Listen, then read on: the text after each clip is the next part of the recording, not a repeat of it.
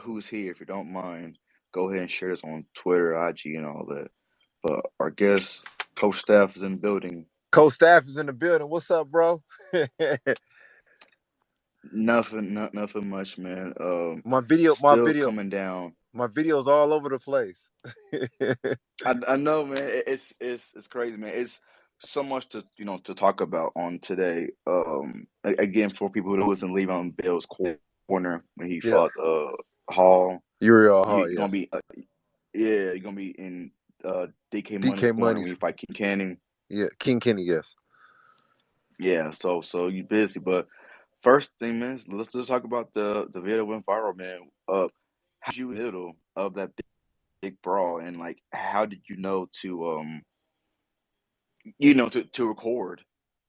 Man, so crazy though, man. It was so unexpected, man, because I was just, I know Jay Paul and his people, Andre Berto, that's my guy, and I went over there to go holler at Andre Berto and and Jalen Love, and then all of a sudden Nate Diaz and his people just rolled up and they start talking talking shit to the bodyguards. My first instinct like, okay, let me just take out my camera, right? So I was really trying to get out of there though, man. I'm like, damn, okay, because I'm in the middle. I'm like, if I go Yeah, over here, they gonna think I'm part of J. Paul people. Then if I go over here, not all of J. Paul people not understanding that. Like I like so. If the only way out was to go through Nate Diaz and their people. I said, you know what? They're gonna think I'm a part of this whole J. Paul team stuff, so they're gonna try to roll up on me. So let me just stay and just start recording, and that's what I did. gotcha. You know what I mean? And saying, so is this before or after Le'Veon's fight? This is after Le'Veon's fight. Got you, got you. Because I was thinking, hopefully that didn't delay you of going back to the locker room thing. Oh no, not at all, not at all, not at all, not at all. Gotcha. Well, but yeah, what's your reaction of that shit being everywhere? It's on ESPN. I think Michael Benson did it. Like it was everywhere. I was like, hold up, everybody using Coach Staff's videos. What was your reaction on Uh, that? at first, I was like, man, you know what, ESPN, man, shout out to them. They actually DM me on Twitter. It was like, hey, is this your video? Do we have permission to use your content? Et cetera, et cetera. We'll tag you. Uh, Ellie Setback, he asked me. Um, was a Fight Hub they asked me, and then some other outlets they didn't even ask me, man. So like they need to come holler at me, man, for making money off of my content. Yeah, it was insane. I was like, damn, Coach Staff's just everywhere. But that's what's up, man. But okay, let's talk about Le'Veon's fight, man. Okay. How again? Hall did he win it for? I know he won unanimous decision, but was it 4-0, 3-1? Do you remember the scorecard? I don't really exactly remember the scorecard, but I'm gonna tell everybody this. I mean, Hall has way more experience than we did, and we knew that, Mm-hmm. and I knew that coming in, right? So on paper, we were expected to get knocked out, right? Mm-hmm. But I knew with Le'Veon's athleticism and his ability, he was able to put up a good fight. He could have did things a little bit more in that fight, but it's just certain things when you lack experience, especially in fighting, it's just you're not able. You're just not going to do it because of the lack of experience. But because of Yeah. his athleticism and his ability to see shots and do certain things, that's why he was able to stay in there. uh, I mean, you're a hard. He was straight up and down. He was coming straight forward. He wasn't a hard guy to read. Uh, Le'Veon Bell, he was doing good things by investing. He was doing a very great job by going to the body. He was doing straight jabs Yeah. to the body. But I wasn't his. I wasn't really his. I wasn't his head coach. I was part of the team, but I wasn't his head coach. So I wasn't in the corner giving him instructions after each and every round.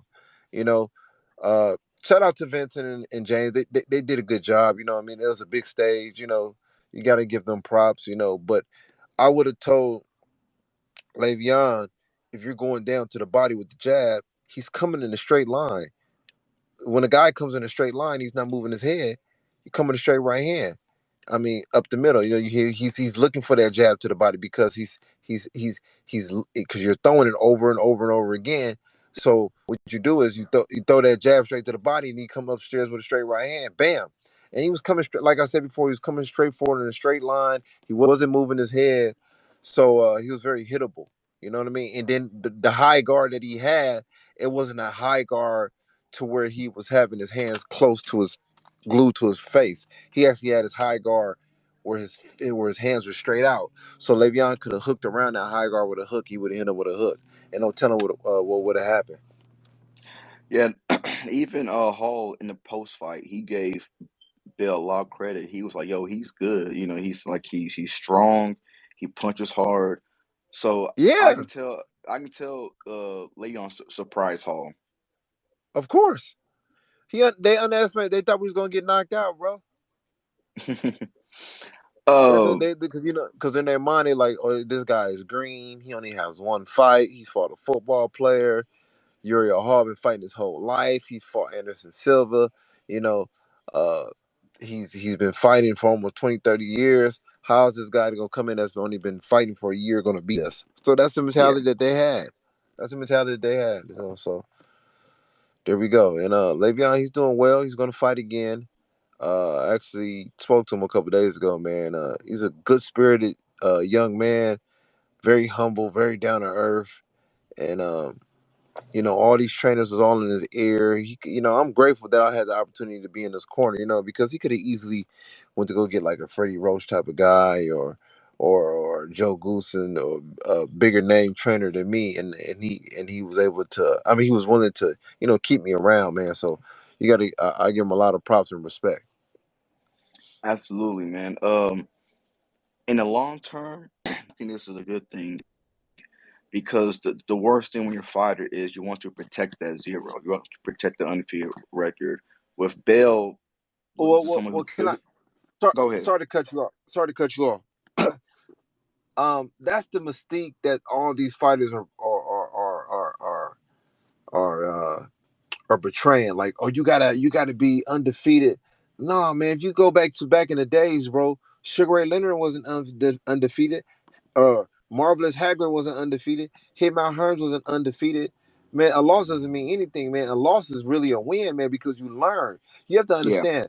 Le'Veon Bell had no amateur boxing experience. He just went straight pro. He had one expedition fight against Adrian Peterson, and then he went on to take on an old veteran monster, and he went the distance with a monster. So that's a win. I told him when we was in the locker room, I said, man, hold your head up, man. You did good, bro. We were supposed to get knocked out, man. I know because he's such a winner at heart. He was just like he really wanted to like get his hand raised, and he stuck in there, man. He got hit with shots, hard shots. Both his eyes was damn near closed, and he kept fighting, man. You got to give that yeah, man a lot of power. A lot of people would have quit, you know. absolutely. But like I said, sorry to cut you off, but that zero, that's a myth, man. You know what I mean? It's okay for a fighter to lose, man. It doesn't mean you can't be successful because you got a couple losses on your record. Well, yeah, that was my point. Because I mean, look, I mean, Deji's gonna fight Floyd, and Deji just Yeah. lost. He lost earlier this year to Asper Saadi. Yes. So that's why. Yes. So for Bell losing someone who's better, this is only a lesson. And again, losses humble you. I know he was feeling himself after the Adrian Pearson. Then he learned it's of so long term. This is going to be great. And again, he's a competitive guy. He has won in football games. He lost in football games. But now, now we'll see how bad he really wants it. We'll see if he puts in more time, more tape study, etc. Right. Right. Yeah, man, he'll be fine, you know. Absolutely, man. Yeah. Um, did you by chance get to see the Dr. Mike fight? Actually, I did. I did. I got to see the other Mike fight, man. Props out to Dr. Mike, man. He's sitting there, man. Taking some punches, man, but he didn't want to quit though, man. So in front of how many people was in? How big was the crowd? 15,000, 16,000 in attendance. I, but I believe 13 or 14,000. Is that what the capacity of the stadium was? Man, it was. Oh, I don't know if it was a competitive stadium, but that's how many people was there. Oh my God, man! Jay Paul did a wonderful job selling that out, man. But yeah, my opinion on that fight, uh, once again, lack of experience. Dr. Mike, he looked very green, uh, standing too straight up. And when you got a guy throwing looping overhands like that, I mean, Oh you man. you're just subject to that, man, because you're standing too straight up. You cannot stand too straight up with a guy that's freshly short and he's throwing bombs like that, wild punches like that. You're gonna get caught every time. You know what's crazy? His Dr. Mike said it. He's again for people who don't know, Dr. Mike is a family doctor, so he's a doctor to his coach's kids, so they have that relationship. But like again, I'm not a trainer, but at the third round, I knew that's what Chris was going to throw. He was going to throw the override hand, and I'm like, how come his coach didn't tell him, hey, when it's throw the override, do this? It's like they didn't make any in-fight adjustments to me, in the stands. That's what it was to me. They didn't make any adjustments. Well, it's all about who was cornering him. If his corner was telling him the right thing, telling him the right things to do, and it was up to him to execute that. And like I said again, it's a lack of experience. Like it's just hard to get Yeah, guys to do certain things when they never experienced it before. That's why amateur boxing is so important when it comes to becoming a professional boxer. And it's just like I said before, he was standing too straight up. The guy kept hitting him with the same punch over and over again, and he kept throwing it because he knew he was hitting him with it. If you knew yep, if you throw a certain punch and that certain punch is hitting that individual and is catching him, and you're doing it over and over again, he doesn't have any answer for it, you're gonna keep throwing it, right? yep, Me as an experienced fighter, I say, facts. okay, okay, he keep throwing the overhand. Let me get underneath it or keep my left hand up, catch and shoot, come back with something. You know, punches that come, punches that catches a guy first are straight shots versus looping shots. If I was Dr. Mike, I mean, I could see he was trying to throw shots, but his punches they weren't really precise, they weren't pinpoint, and I mean, you got to get a guy credit. He tried his best. He tried his best. Yeah, yeah. I think for Dr. Mike, it was a little bit, too much too soon. But yo, my other guest showed up. Minikon, what's good, man? What's poppin'? What's poppin'? Yo, again, Minikon, you was also at the Silva versus Jake Paul. We're currently talking about the Dr. Mike fight. What was your reaction after that fight? um, it was literally um, Dr. Mike. I mean, it was an experience thing, really. On that standpoint, I just feel like um, Chris like had more of like that dog in him and experience, and you can see it out there, like to where it's just like um, you would think that the size difference would have mattered a little bit in the fight, but it didn't play a factor at all, really. And Yeah, yeah, it was an experience thing. yeah. Dr. Mike just didn't know how to use his size, and again, Yeah, just too much too soon. But a lot more people know, and this is a good thing. This is the thing with YouTube boxing, just more about exposure. A lot more people know who he is now versus 2 3 months ago. yeah, 100%. Like it was really like because he was in there with somebody that was applying a lot of pressure, kept on hitting him really with the overhand, right? And yeah, I feel like he didn't really have an answer for it. What I would say is that I really thought that he would go down, and I thought he would get knocked down. Surprisingly, he didn't. But like he showed that he does have heart and he can take a hit because he was getting hit. Like I have even like on my phone like some crazy shots that he was like getting hit with that looked like he should have definitely got knocked out or something. Yeah, yeah. Um, but since you're here, man, Coach Staff, he will be coaching DK Money when he fights against King Candy. Coach Staff, let's Hey, talk. Let's talk about Misfits 3, which will be in Austin, which I'll be there. Speak about how's DK Money looking right now? Because he more likely he'll be the underdog against Kincaid. Yeah, you said you asking him, right? Yeah. Yeah, Coach I Sal. just sparred actually. I sparred DK like 4 days ago. Oh, for real? How's DK looking? Yeah, he's good. He's looking good. Just really just working. That's it. Like I can't say too much, but yeah, and that work and him, and Austin was in the gym in Arizona getting that work. Gotcha. Yo, Coach Steph, are you there? I see that you're muted. I was just gonna ask about coaching DK Money and how's he looking. Um, DK's looking good though, bro. He's his diet is on point, his training is on point, and we're coming in to get the W, man. We got a game plan. I don't want to disclose that game plan. One thing about me, man, I've been around a long time. I've been around fighters for very. I've been around the best fighters in the world. I spar with the best fighters in the world.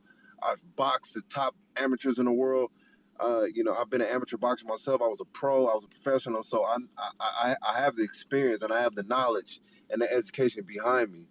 And I've been doing a lot of film study on King Kenny, and Mm-hmm. seeing how he fights. It's all up to there's a game plan on how to beat him, but it's up to DK Money to execute that game plan. Yeah, 'cause that's the thing about coaching. That's what a lot of fans don't understand. Like you, again, you can have a Frey Roach or Joe Guzman, whatever, but like, do you have a coach who can like talk to the fighter? That's why I think Vidal Yes. was so successful with KSI because Vidal could talk to KSI directly, Yeah. and KSI would Yeah. trust him. Absolutely. Absolutely. Let me tell you something, man, about coaching and training. Um, you said it yourself. You could be a Freddie Rhodes. You could be the best trainer in the world with the best credentials. But if you're not, if the trainer does not have a connection with the fighter, the trainer is not gonna believe anything the fighter is not going to believe anything that the trainer is instructing him to do because you just don't have that connection, you don't have that chemistry. It's just like a relationship with a woman, right? It don't matter how Mm-hmm. fine a girl, it don't matter how fine a girl is, how big her butt is, et cetera, et cetera. If there's no chemistry, no type of spiritual connection that you have with that individual, it's not gonna go. It's not gonna happen. Gotcha. You know what I mean? And that's just the Mm-hmm. same thing with a fighter and a trainer. When you connect with a fighter and the fighter connects with the trainer, the trainer tell you to go, the trainer tell you to throw a left hook, you're gonna believe in throwing that left hook because you believe in that trainer. You have chemistry with that trainer. You know what I Yeah. mean? And that's just like with Customato and Mike Tyson, right? Customato was the best trainer for Mike because Mike believed in him. Mike had chemistry with the man. So anything that Customato asked Mike Tyson to do, he did. Is because he truly, truly, truly had faith in this individual. You know what I mean? So Mm-hmm. and I tell all these influencers, man, that anybody that want to box, man, you want to jump and go with a guy because he got a bigger name, man. Fuck all that, man. Go with a person you have a connection with, man. You know what I mean? Yeah. Yeah. That's Absolutely. You know what I mean? Uh, Shit, man. I've seen trainers I don't think that were good trainers, just because okay, for example, right? You have a fighter like Marcus Madonna. I don't know if you guys remember who Marcus Madonna is. Marcus Madonna was the one who made Adrian Broner do the little spaghetti legs and yeah. stuff. Yeah, Yeah. Yeah. So you got a fighter like Marcus Madonna, right? Wild, crazy style, right? As a trainer, how do you train a guy like that, right? You can't train a guy like that. You can't teach him the fundamentals. You got to have a trainer that's like, okay, I understand your style. Let's just work on this and let's just get the job done. You know what I mean? Mm-hmm. I But got you. I think also. Oh, go ahead. go ahead, go ahead. I'm sorry, I'm talking too much. Coach staff in the No, building. no, I was gonna say also, let's be honest, some of these influencers just don't want to work that hard. So why go with the coach who's gonna be on their ass 24/7 versus a coach who's gonna cut them some slack? No, you're absolutely right, man. They need to take this shit serious because you get hurt doing this shit, man. This is for real. Big facts. Yeah, Come I on, mean, man. I know some people, yeah, but a lot of people in it. It's been a disconnect between some coaches and the influencers because some coaches are used to just training boxers, and Yes. some influencers haven't even really excelled at a sport in their life in general. So it's like this is something new to them. So it's a different thing to where it's just like y'all are saying, that communication and that connection that you do have with your coach is very important, because it's just like, as a coach coming in and training an influencer that most boxers have been boxing since they're like 6, 8, 10 years old. Um, you're training somebody that's, for one, it's a grown ass man that's never done this before, and then it's just like they think that they know what they're talking about a little bit, just because it's like, okay, well, shit, I watch a little bit on YouTube, so it's like I know how to throw a punch, blah blah. But it's just like the boxing trainer, it's like, no, I really do this. But Yeah, it's just like it's an ego thing, and it's the type of thing to where it's like you have to really get with somebody that y'all both understand each other, y'all both fuck with each other, to where y'all can really build something. Because when you're in that ring, one of my problems too is just like, while I'm boxing, hearing my corner. So it's like I be telling my coach, I was like, bro, you gotta yell and speak out or speak up to me, because it's like I'm trying to listen to you, but I'm in the zone at the same time because this is new to me. I'm used to football, to where it's just like, nigga, my coach tells me something on the sideline, then as soon as I get on that field, it's me. So and it's everything we worked on in the motherfucking gym. So yeah, it's just that bridging the gap of both people are entering a new field, and yeah, trying to communicate and understand. how many times have we seen on Misfits or whatever, and when influencers be in the ring and they turn to the coach and they look Yeah, at the coach yeah, that in the shit. middle of the fight? The shit is wild. I literally probably, I would say the Swaggy P fight was when I finally got over it, because all my sparring sessions I would do that. Coach would say something, I would turn and look straight at him. I didn't give a fuck how close they were to me or nothing, you know. I mean, hey, But that's what KSI did against Logan. KSI was Logan too, and he just stopped to stare. And I'm like, "What are you yeah, doing?" my Arms Carleon fight, I was talking to everybody on the side during the fight. Like it just wasn't like, it's like we're not used to it. But definitely, it's an experience thing. The more you do it, like right now, even in my camp is really, it's straight. Like I've been sparring like crazy. I've been sparring, and really just throwing me out there to spar, especially with the level of people I'm sparring. You can just see how I'm adapting to more of the like boxing etiquette and like different things that, oh yeah, you can't do this, you can't slip up here, you're gonna get fucked up or you're gonna get caught, or so it's just like it's an experience thing. The more and more people do shit, they're gonna catch to what the coach is telling you actually does matter. Everything that you're getting taught like matters with different things. Facts. Well, since Minikon is on the subject, man, let's talk about your fight. That's gonna be on Misfits 3, man. Yes, sir. Fuck Patty Whack. Yeah, go and tell. And again, we did an interview, so thank you for doing the video interview after the Jake event. But No problem. for people who's here, man, explain, your opponent, how this fight came together, etc. The fight came together because, for one, like a real backstory of it is, yeah, they were, Mams had been trying to get me on a card, but it was difficult finding an opponent for me.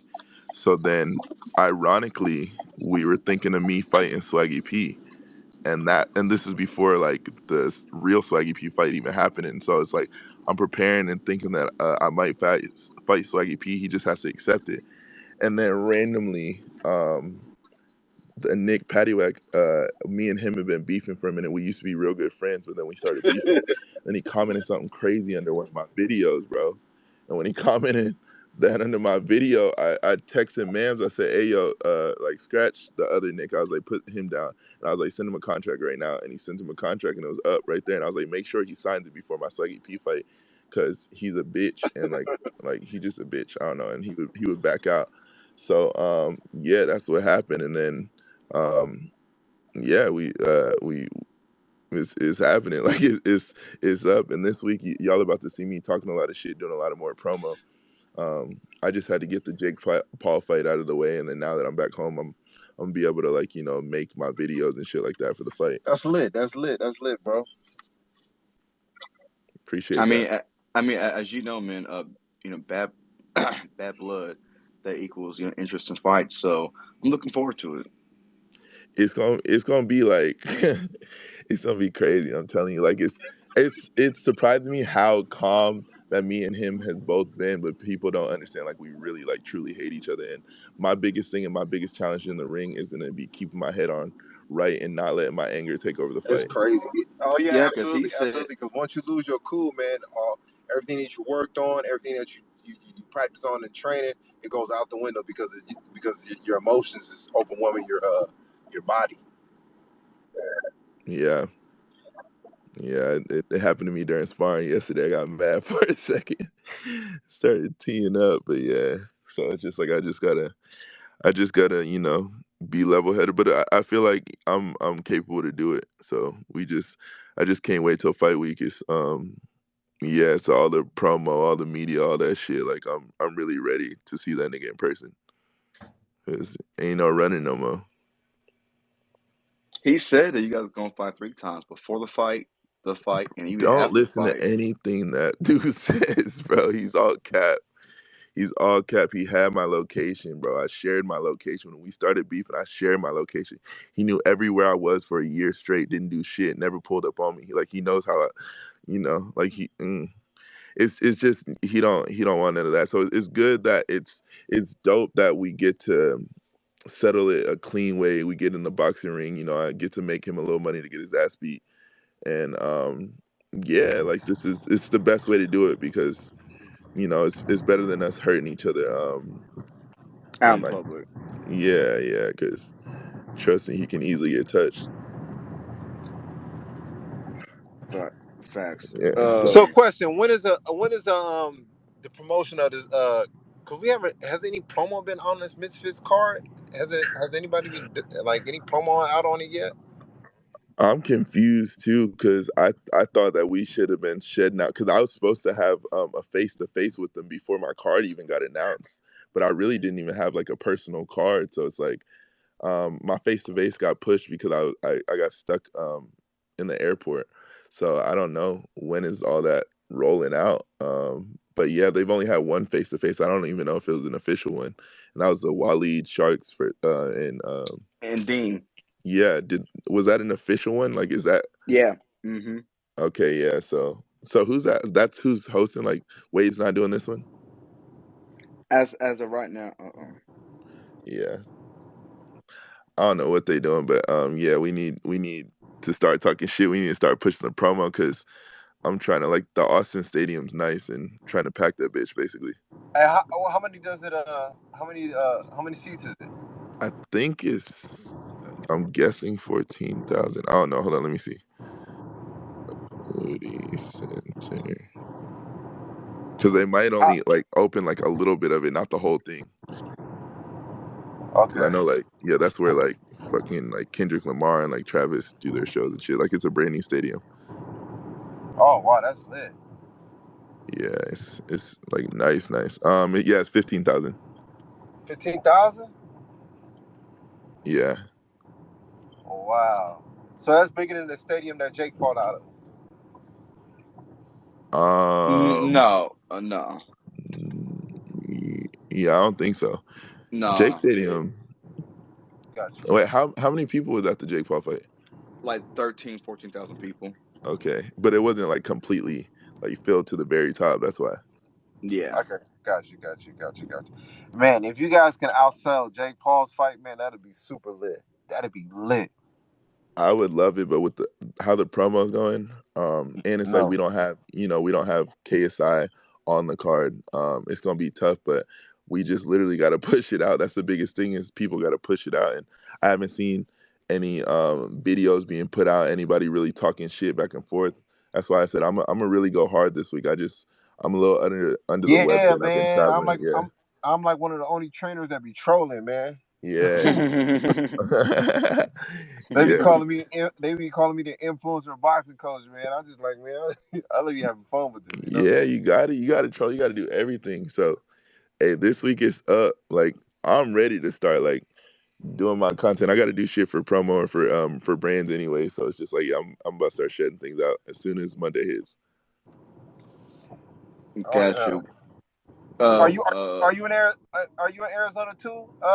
No, I'm Minikon, in are you? Dallas. I'm in Dallas. Oh, so you right there. This is my first home fight. Oh man, you got who out there? The Charlo brothers and Earl Spence Jr. Yeah, me and Earl actually like I be training with Earl's sparring partners. Man, hey, Earl Spence Jr. is the truth, man. Yeah, he's different. He's very different. People don't put respect on that man's name. What? Very different. That's a world champion, bro. Yeah, and I don't know what's going on between him and Crawford right now, but we need to see that fight. facts. Yeah, man. Those are like those some animals. What's y'all's opinion on the Silva fight? I Um, enjoyed it, man. I personally it, enjoyed it. it was a good fight, man. I think in this situation it was just youth versus age. That was it. The youth just took over. You know? Yeah, I personally thought like because from the angle I was sitting at, no disrespect to Jake, but I thought Silva was tagging him up more. Like, and I thought he had the bigger shots. Like Jake had harder shots, and I think Jake's shots were just more damaging. But I feel like as far as like points and touching him, I feel like Silva had touched him Oh more. yeah, yeah. He was more busier. He was more hmm busier. Yeah, he was Yeah, because busier. Silva was working. And then, Yeah. but like when you see both of their faces after, you see that Jake's shots were really like damaging Silva. Um, but yeah, definitely like at the end of the fight, I had to call it a tie. I had to call it a tie, but yeah, they gave that was a decision. I ain't mad at it. But you know what? They're not gonna do that, man. Jake he's the A side. Oh yeah, You know, he's the it's his show. You know, so yeah, And plus the knockdown really helped Trick as well. yeah. But yeah. that's why the knockdown. Look, without the knockdown, I would have gave a unanimous to Silva. But What with the scorecard was it? knockdown, They had it by like 4 points, right? they So had I Silva. think no, I think hold on. I think they had Jake like up 5-2, 5 rounds to two going Yeah, into the eighth round. it was something crazy. Like I don't know, man. I'm gonna look it up right now. Yeah, that's why when I heard unanimous decision, I was like, "What the hell?" But it's whatever. I would love. That's a fight that I would really want to see a rematch because it was a great fight. Like people are talking shit on the fight, but like actually seeing it in person, that shit was Yeah, amazing. yeah, yeah, yeah. Absolutely, it was lit. You know, I was actually it was crazy though, man, because I chopped it up with Silver afterwards, man. Very humble and down to earth guy, man. Yeah, He was just like he didn't tell me that he felt like he won or anything like that. He just said, you know what, I felt like I did a great job, and I'm gonna leave it at that. And yeah. and you could tell he was just grateful of the opportunity and just yeah, he's just a very, very, very nice guy, man. You know, it was crazy, man. You know, I actually was on a plane with him and everything, man. So See, I that's got to see him. I got to see him after the fight and and then on my way home. yeah. Yeah, bro. Okay. He literally went. Yeah, he went. He apologized. I didn't know if it was his sister that was sitting next to me or something, but he like hugged her. And he was like, "I'm so sorry," and she's like, "Nah, you're good." Okay. I found scorecards. It's Yeah, two judges had a 78, 73, and one just had 77, 74 for Jake. Oh wow, that's a big edge, man. That's a yeah. big edge. Hey, shit, fuck it. What's Fox talking about? Yo, Fox was good. Bro, Jake, honestly, I was impressed. I'm not gonna lie.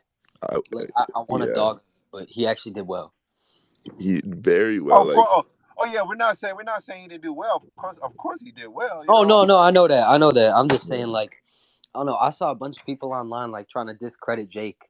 Oh, they Like, I still mean, they're are. gonna do they're gonna do that, man. Shoot, man. Bruh, he walked into his own event and got booed. Like, if you that's were wild. there and like no, like it was straight booze, bro. Like Yeah. niggas wasn't Yeah. cheering for him, bro. Like everybody was booing this man. And like to think that you're the A side, the dude that came out, like they were roaring for Silva. Everybody was screaming their ass off. Then Jake comes out and then it was like I was just so confused, bro. Like I was like, what the fuck? The disrespect is crazy when it comes to him. Minikon.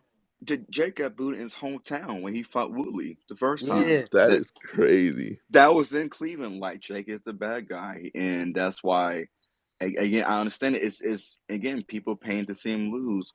Yeah, But again, I think there's just so much people respected Silva. I think that's like again, I never was never able to see Silva fight in his prime in UFC, but hey, I was able to see him fight Jake Paul, and again, it was a good fight. I would definitely like to see Silva But fight again. I'm gonna tell people this: they're moving Jake the right way. You yeah, know, what they're doing is they're preparing Jake to really fight somebody really big, but not right now. I mean, a great challenge. You know what I mean? It might be yeah, Yeah, in. It's not gonna be now. It probably not even gonna be in. Probably not even the next 2 years. I'll say like 2.5, 3 years. He's gonna fight a monster, and then that's when yeah. like, okay, this is a real test. I But know right. that Canelo fight is happening. Oh yeah, man, he fighting Canelo. Shit. No, I'm saying the Canelo fight is gonna happen in the next 2 years sometime. Yeah, Oh and he's yeah. gonna. Oh yeah. But people don't understand though. You don't know like Canelo.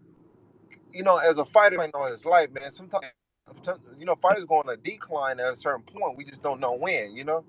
Yep. Here's the thing. Here's what I'm thinking. Why Jake thinks he's gonna win? It's because Canelo, his weight class does not transfer to light heavyweight. We've seen it with Dimitri Bivol because Canelo, his style is to overpower people a lot, and he wasn't able to do that against Dimitri Bivol. So I think if Jake thinks that if he can get Canelo to either light heavyweight or to cruiserweight, that he could possibly pick like some spots in Canelo's like skill or whatever where he's not able to overpower people. Like I don't agree with Jake. I think Canelo beats him, but I think that's like his mindset going into that fight. Oh yeah, Bro, he thinking I'm a bigger man. Yeah. Yeah. that's And, dumb as fuck. but Bevo is a beast though, man. Bivol is a fucking beast. You Yeah, can't compare Yeah, bro. Jake and you're Bivol. talking about Jake a is guy. not Bevo. That's the thing Yeah, with that. Jake is Yeah, not like he Bivol could. is a fucking monster. Yeah, yeah, bro. bro. You talking about a guy that has over 100 and some amateur fights, bro. 200 amateur fights, man. Yeah, bro. People sleep on Bevo, bro, and they did Yeah, it before the fight too. Like they were like, "Oh, Canelo," and then they didn't know Bevo, so they were just like, "Oh, Canelo gonna win." That's like a lot of Canelo fans, and I yeah, like Canelo, but damn, Man, he got dick riding. Bevo is what you call the master technician. There's nothing fancy about him. He doesn't do the shoulder roll. He doesn't Mm. do nothing really slick. He keep his hands up. I'm telling yep, people this all the time, man. If Yeah, bro. you stick with your basics, you can win a fight, man. I Keep your love it, fucking hands up, man. Don't drop your hands, man. I His don't know why people his trying that Floyd Mayweather shit, man. You know what I mean? his yeah, range control is amazing too. His range control, man. yeah. Yeah, because he hell yeah, understands his distance because he been doing it all his life. bro. Hmm. He beat Canelo with pretty much his jab. That was like the Yep. Yeah, biggest I shit mean that won. the basics, jab, 1-2, Yeah. kept One, his two. distance. When he came forward, he stepped back. He take 2 steps, go move to your right, use lateral movement. He didn't make no unnecessary movements, and he was Facts. very calm and relaxed. Even though sometimes he had Canelo against the rope. Sometimes you see he wasn't unloading.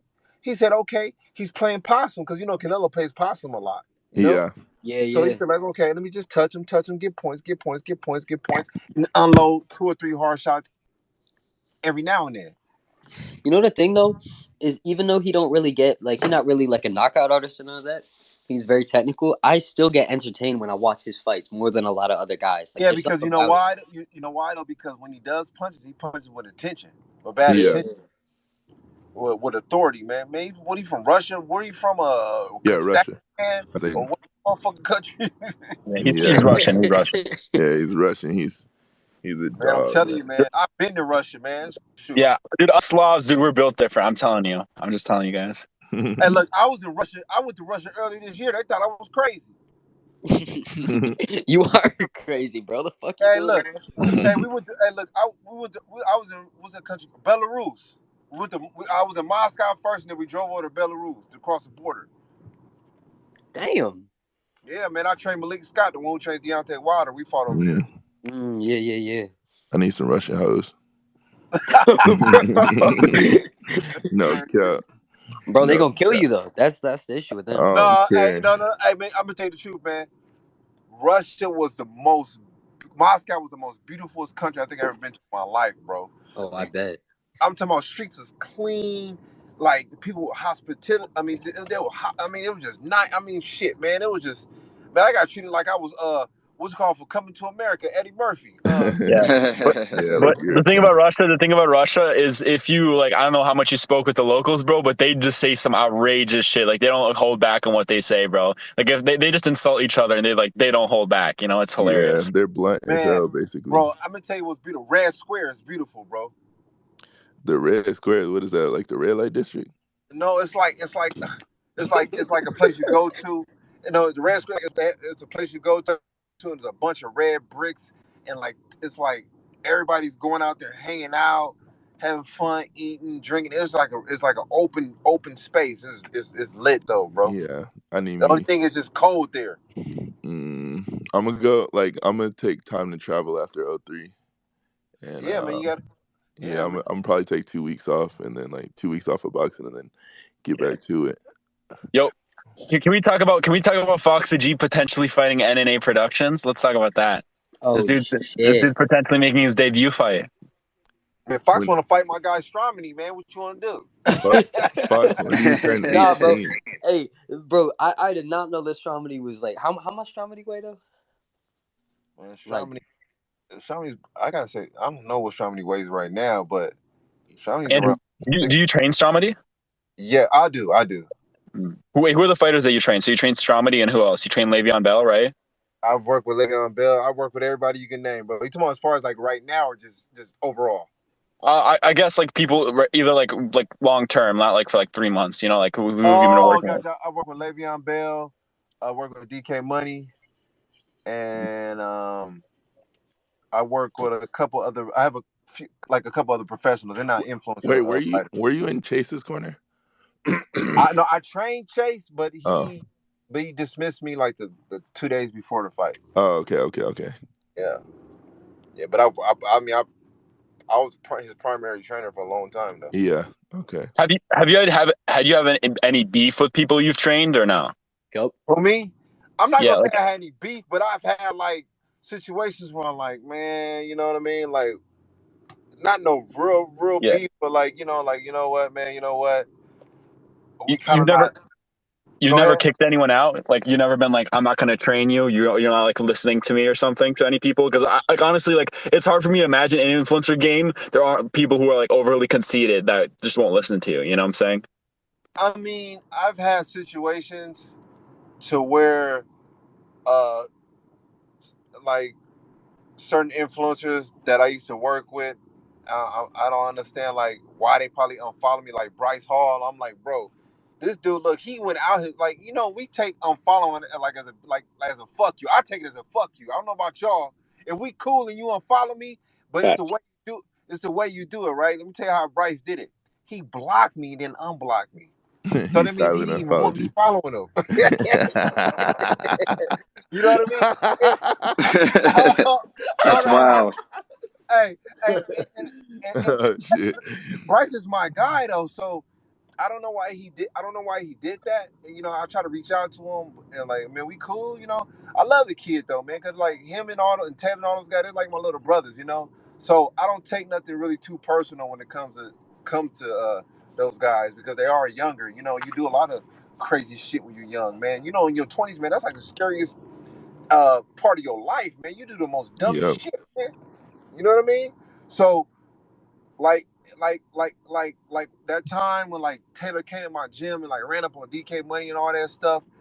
I I wasn't I was mad about it, but I had to sit back like what, they're young, so you have to be more understanding of the things that they do because a lot of times you do things, you act without thinking, and you don't understand consequences behind your actions when you're at an adolescent stage of your life.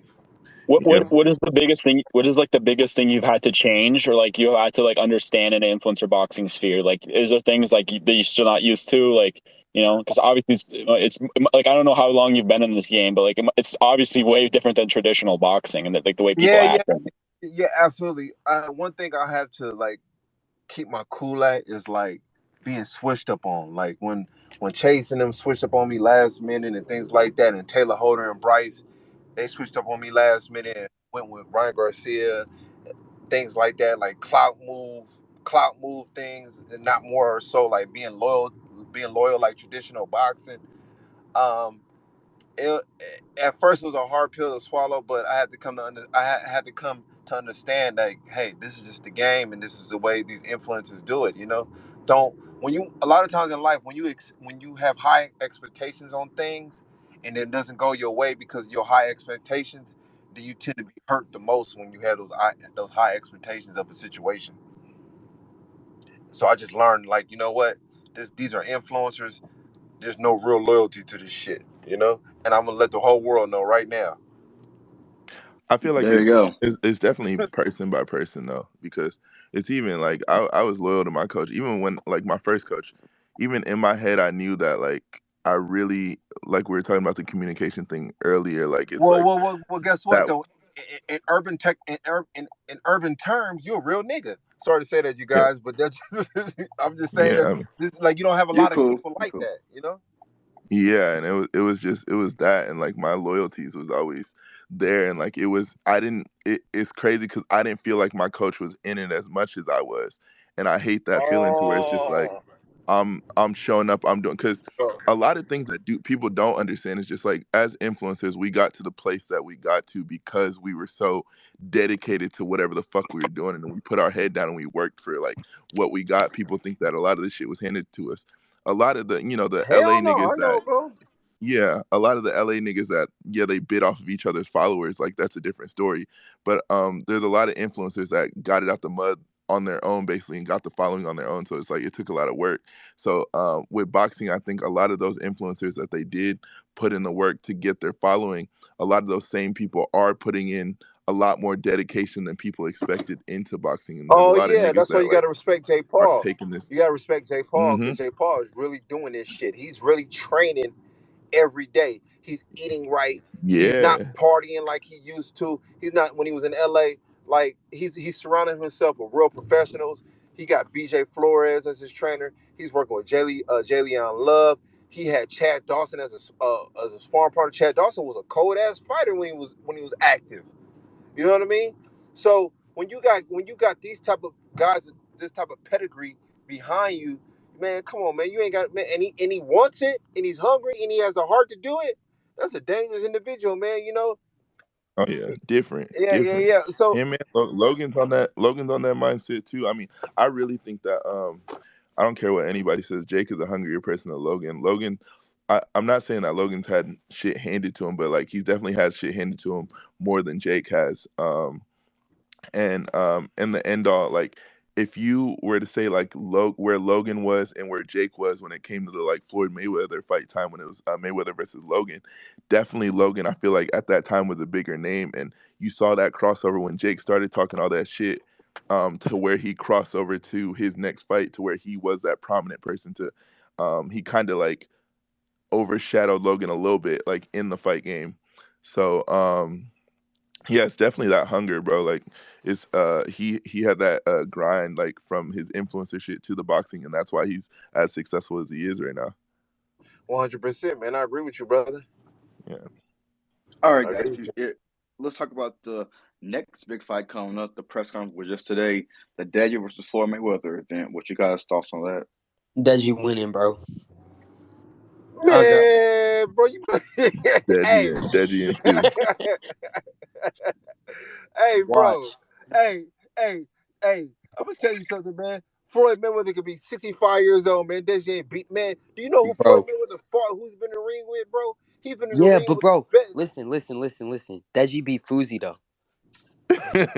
Yeah, you're joking. Well, Hey, It's let me Man, like just be bro. honest. Let me be honest. This Deji might play with his food before he knocks him out. That's all I for gotta say. real, Man, I don't know. what I'm Y'all gonna been, I say. don't, hey, man, I don't know. Y'all been hanging out with what you call it, Chris Rock too much, man. What I'm gonna say about like Floyd Mayweather is this fight goes depending on how Floyd Mayweather feels. You know, if he wants to Yeah. hurt Deji, then it's gonna end a different way than if Mayweather plays to his opponents like he usually does in his exhibitions. We've seen with Mayweather's last fight that when he's angry, you know, he goes very fucking seriously. You know, and it just depends on how Mayweather feels about Deji. So bro. but That, can I yeah. tell you? Let me tell you something though. Let me tell you something. The only thing that's worries. The only thing that's worrisome about a situation like that is because you know you're better than the guy and you know that you got more experience than the guy.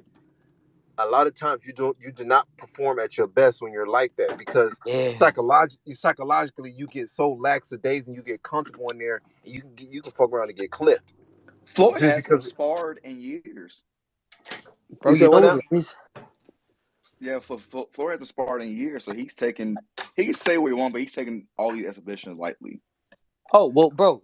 To be fair though, if you're Floyd Mayweather, it's not like it's not like you're gonna take a Deji fight seriously, bro. Like if I Yeah, was Floyd, bro, and I was about to fight Deji, I'd be damned if I was training for that But I'm shit. No, talking but about, yeah. you know what but, though. But but let me I'm tell talking you about something.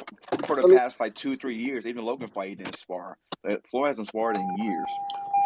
many spar, man. He had to spar because if he went 8 rounds, man, yeah, you got to be in some type of condition to do that. Yeah, The, bro. the older Floyd Mayweather gets, the more outrageous fights we're going to see if he keeps pulling these off. You know, we're going to see even more outrageous fights and more outrageous fights. Man, I Oh, wish why I could not? fight Floyd. Shoot. Yeah, bro. At this point, the chances are you probably fucking will. I mean, Floyd said it. He said he's gonna fight in February in London. yeah. Hey, but you know what it is though. Back to what y'all said, like about like how it's like it's all about how Floyd feel. Like it really is though, because like, bro, you even saw it against Logan. Like Floyd was just dicking around the whole time. Like he could have finished Logan if he really wanted to. Like, and I respect Logan for hanging in there with Floyd, regardless, and for actually wanting to fight Floyd because he was kind of the first like YouTuber that did it. But it's like, bro, if Floyd wanted to hurt Logan, Floyd would have hurt Logan. It's as simple as that. So you feel like he carried him? Yeah, I feel like Floyd just. I mean, it was a pretty. I don't know. I don't want to say boring fight because I feel like that's disrespectful, but it wasn't like it wasn't anything like Logan's fight with like KSI was, or it wasn't anything significant. If it wasn't like Floyd and Logan, it wouldn't be an interesting fight at all that you would want to watch again. If that makes sense. But I'm just saying, like, if Floyd wanted to hurt Logan, he would have just done it, and he didn't. I really think that Floyd was just in there having fun. I think that's what Floyd's doing now at this point. Like he's not really trying anymore, and he doesn't have to. I don't blame him. Like he's taking money fights and he's making them entertaining still. He's making Yeah, the real fights happen. But people trying to shit on Floyd for taking these exposition fights, but you have to understand, man. Like I would do the same thing on Floyd. Floyd tell you like y'all can yeah, take on Floyd like y'all can take all these hard fucking fights if y'all want to, nigga. I'm gonna go and get this check. You know what I'm saying? He said, yeah, I go. exactly, bro. He He's said, smart. he's saying to himself, Earl Crawford, y'all niggas can fight, cause that's gonna be a hard ass fight. I'm not fighting those type of fights no more. I don't have to. I'm Yeah, 45 exactly. years old. Why I Yeah, gotta he fight this doesn't. type of fights? You Bro, you know? You know don't what's even gotta get in the ring in the first place. Like he's showing a lot just by getting in the ring anyway. Like it don't matter who he's fighting. He's still, he's rich as fuck. He's done fighting. He clearly loves the shit. Yeah, and that's true. And that's the funny thing when people are like, oh, he's tarnishing his legacy. Floyd Mayweather is in the International Boxing Hall of Fame. Yeah, His bro. professional record is 15-0. His career is set in stone. There's Yeah, and you nothing know the nobody thing can, though. there's nobody can do to like tarnish it. Like, no, he's just having fun. Yeah, but like the thing is, why would Floyd give a fuck about anybody shitting on him? He's been having that his entire career. You go back, even Yeah, when Floyd was in his prime, even when he was in his prime fighting champions and all that shit. It was like, why aren't you fighting Pacquiao? He fights Pacquiao. Why aren't you fighting fucking this dude? Why aren't you fighting him? Why aren't you fighting Mosley? Like he's always been shit on. Why Oh would he yeah, care? yeah, yeah, yeah, yeah. Man, he fought the best, bro. He fought Zab. Exactly. He fought Zab Judah when he was in his prime. People don't understand Zab Judah was a beast when he was coming up, bro. I Y'all know know. y'all boxing history, bro. Shoot, he Hell fought yeah. Floyd fought some monsters, bro. Yeah, bro. And bro, and the thing is if somebody don't know the dude he's fighting's name is right back to what we said earlier about Canelo versus Bivol. Like when people didn't know the name of the dude that Floyd was fighting, they just automatically assumed, oh, he ain't shit. Like, oh, he ain't nothing. It's like, bro, come on now. Floyd was fighting real Uh, challenges his whole career. He never ducked nobody. No cap. but I want to say this though, man. I don't want to be. I'm not trying to be disrespectful towards Deji because I respect Deji. Actually, daily his trainer. I think he's one of my favorite coaches today, next to my good friend Malik Scott. Uh, I just want to say that, but I just think I don't know, man. I mean, great. I mean, hats off to Deji for taking this fight, man. I mean, that's a. I think anybody would have took it. I don't care, man. I don't care if Floyd approached you and you had 0 fights, 1 amateur fight, whatever the case may be, you would have took it too. Hell yeah. Hell yeah. You know what I mean? Nah, bro, for sure, for sure. It'd be stupid What? not to. Like, Yeah, I don't care if man. Only person I'm not gonna get in the ring with is the young Mike Tyson. They don't give a fuck. Give me oh $20 hell million. no, hell no. You couldn't pay me enough to do that, bro. It didn't. It does not matter. Nah, fuck that. Or like Tyson right when he got out of jail, bro. Fuck, man. Okay, you follow some boxing and you understand a little bit. Okay, Oh yeah, yeah, yeah, bro. I love this sport. I love this sport, and I love this sport before like YouTubers came into it. that's lit, bro. Hey, Hell you yeah. know, it's one fighter that Floyd. They said Floyd ducked. I actually sparred him too, man. I was in camp with him before he fought Shane Moses, a guy named Antonio Margarito. Shit. Yeah, Yeah, actually, to be fair, like that would have been a good fight too. I mean, I think Floyd would have won, but shit, that would have been a good ass fight. To be yeah, honest. man. Yeah, man. But all right, guys, let's go ahead and we talked about Deji and Floyd. Something about the Misfits 3, coming up. Minikon's gonna be fighting on there. Coach Staff's gonna be going DK. What you guys thoughts on like the other fights that's on the event or the event in whole? Who the fuck is Fang's fighting, and why does she look like Pennywise? Who is that? Oh, Who is she? hold on. We got which? Oh, sorry to cut you off. We got which call it for? We got Dean and Gray fight. I'm looking forward to seeing that fight Oh, too. fight of the night. Yes, Fight of the night. Yeah. One of the fights yes, of the night. Minikon Hey, easily hey, fight of the night. hey, Don't get hey, me wrong. that dude DK Money. I mean, that dude Dean and Gray. He can fight a little bit, huh? He looked like Yeah, it. absolutely. Dean can Oh yeah. scrap. Hey, you know, Waleed or whatever his name is, he can scrap too. But Yeah. I really want to see this fight because I want to see like somebody because Dean's last fight you couldn't really like you couldn't measure that like it wasn't I don't know like it didn't show like how good Dean was. So this one's gonna really like be able to see if hey, like that he dude. really does have Can that I skill. tell? I'm gonna tell you something right now. That dude's strong. He can punch. I seen this. I'm a fighter. I can look. Mm, I look at his hands. That dude's heavy handed. You're talking He can about punch. evil. yeah. Wait, who? Dean or Evil Hero? No, not Evil Hero. The other guy that Dean's getting ready to fight on this Misfits Oh card. yeah, Oh, yeah. Sharks, Waleed. Yeah, Yeah. yes, yeah. He's Bro, he's Sharks. heavy handed. Hold on. For people who don't know, Sharks is a 3-time Golden Glove winner in Can I? Michigan. Can I? Oh, bro. Can I say something about that real Yeah, quick? yeah. So I so gotta. so so this is gonna be the most technical YouTube boxing fight in history, and some people may not like it because it'll be Hey, so technical. But I'm Hands I'm gonna enjoy down. it. Hands down. But there's one thing though. There's one thing, and this is something about amateur experience that I think people, especially in YouTube boxing, don't understand. Right? So they'll hear, "Oh, Golden Glove state champion, Golden Gloves champion," and then they automatically assume the motherfucker's good. There's a dude from my gym. He was 0-0, right? And granted, he's been training for a while. He fought a 7-0 Golden Glove state champion of Michigan, which is literally the exact same thing that Waleed won, possibly even the same weight, depending on how much Waleed weighs. All right, my guy came out, smoked him, literally smoked him. First fight, and he beat the shit out of a Golden Gloves champion. So the fact that it's 3 time, don't get me wrong. The fact that it's 3 time, that mean a whole lot more than if it was 1 time. But that don't count Dean out of the fight just because the dude's oh, I'm a not state because champ. man, I Dean, watched man, that Dean, Adam Dean, Dean Saleh. I think Dean. Let me tell you how I see this fight. As far as comparing both styles, Hmm. Dean, I think, is the more skillful guy. He's the more skillful guy, but I think the other guy is more stronger. Hands down, he You got definitely to, hit harder. He yeah, definitely hit harder. you got a short, you got strength versus skill, and you got the classic boxer versus the classic puncher in this fight. Did y'all That's how I watch see him it. versus or Waleed or whatever his name is versus Yup. Adam Saleh? Yeah, Yes, yeah, and, yeah. and And and Ansale is he pretty good though. Yeah. yeah, and Sharks won, but Adam was a poster boy for social knockout, so it made it to a draw. It's a three fight. It was literally 3 rounds. No 10-8 rounds. Somehow it's a draw. But no, Nah, Sharks, bro. Sharks 100% won that, but Adam was a poster boy that couldn't have him lose. Yeah. That was He was. bullshit, man. Yeah. It Hey, was. that's funny, It man. was a good fight. It was a good fight though. Hey, y'all got to give it up to Dean. Though Dean is one of the best trollers I ever seen. Though. Oh yeah, He I just Bro, be got you. talking shit. Him and fucking Pretty Boy back and forth be funny as hell. But yeah, dude, I Yeah, want to see them when he hit fight. it when he kicked Pretty Boy in his butt, that was funny. I didn't see that. Yeah, bro. I'll be real though. I'll be real. I don't know about how much of that was like 100% real, or like how much of it you can really take. Obviously, like Dean, fucking whatever. It's entertainment. But like, I don't know. I feel like there was something going on there. Like Pretty Boy was clearly not trying compared to how he did at the Misfits fight, bro. Well, hold on. Like Anthony has only started fighting seriously like at Misfits. I saw him when he fought the Chris guy on the car of Jake versus Wooly that 2. shit was so ass, so He ass.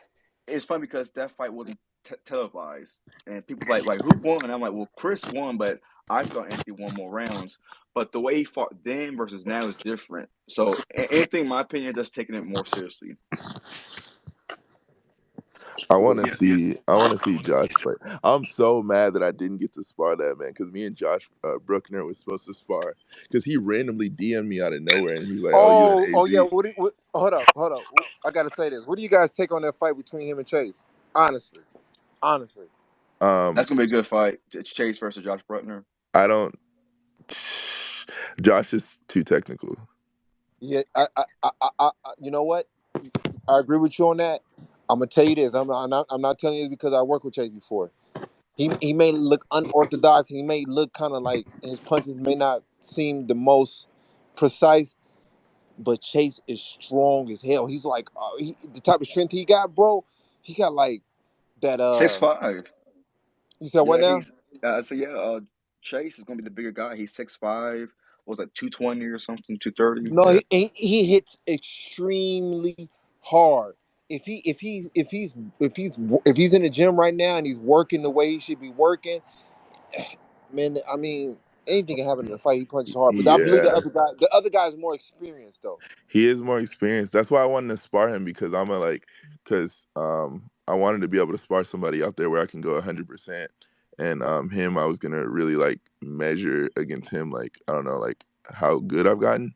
And yeah, it just didn't line up. But like I feel like I'm just excited to see him fight, like in general. Like I'm gonna actually probably like come back out and watch because I don't really when I'm on a card, I really don't ever watch fights except the main event.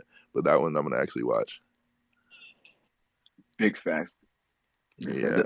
Yeah, Because they said whoever wins that, it's unofficial, but whoever wins the between Chase and JMX, they're gonna fight JMX. bro. Never mind. I'm not gonna speak on JMX. No, Nah, nah, nah, go nah, nah, nah, ahead. nah. You Go got to, ahead. you got to, you got to. Because I was about to say, if you don't say it, I'll say it, bro. Say it, Fox. Bro, why is he so hyped up? I'm not. No, no, no, no, no, no, no, no, no. I'm just saying. I'm just saying. Like I'm I'm not. saying I'm just like, bro. Like there was so much hype, and then like, don't get me so wrong. He did much. well. He did well. He did well. He did well. But bro, like, if he got Bro, it, come on, man. Like and Minikon. like the simple fact of like it's just like I understand it. He's getting his feet wet. He's getting comfortable. Don't get me wrong.